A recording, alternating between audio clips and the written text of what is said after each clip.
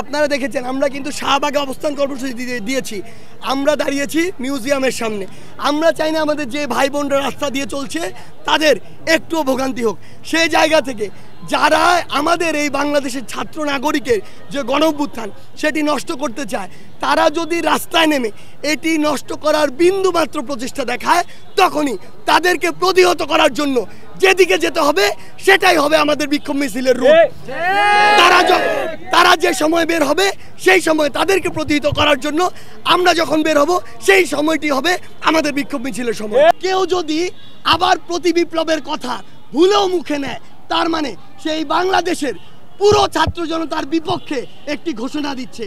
আমরা স্পষ্ট করে বলে দিতে চাই, এটি যারা দিচ্ছে তাদের উদ্দেশ্য যে সৎ নয়, তাদের উদ্দেশ্য যে এদেশের ছাত্র জনতার সাথে সম্পৃক্ত নয়, বরং এই দেশের মানুষকে শোষণ করার সাথে সম্পর্কিত, দেশের বাইরের কিছু অপশক্তিকে তাদের কিছু স্বার্থ হাতে তুলে দেওয়ার সাথে সম্পর্ক।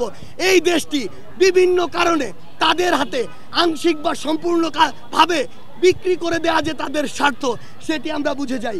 আমরা স্পষ্ট করে বলি, কেউ যদি পুনরায় আবার এই সাহসটুকু করে যে এই বাংলাদেশে আবার ছাত্র জনতার এই বিপ্লবের বিরুদ্ধে প্রতি বিপ্লব করার চেষ্টা পর্যন্ত আমরা দেখি, আমরা বলে দিচ্ছি 5ই আগস্ট দেখেছেন, এরপরে যা দেখবেন তা দেখার জন্য ছাত্র জনতার পক্ষ থেকে যা হবে তা দেখার জন্য আপনাদের অস্তিত্ব থাকবে না। যদি নিজের অস্তিত্ব টিকিয়ে রাখতে চান তাহলে ভুলেও ছাত্র জনতার বিপক্ষে গিয়ে একটি কথা বলারও স্পর্ধা দেখাবেন না।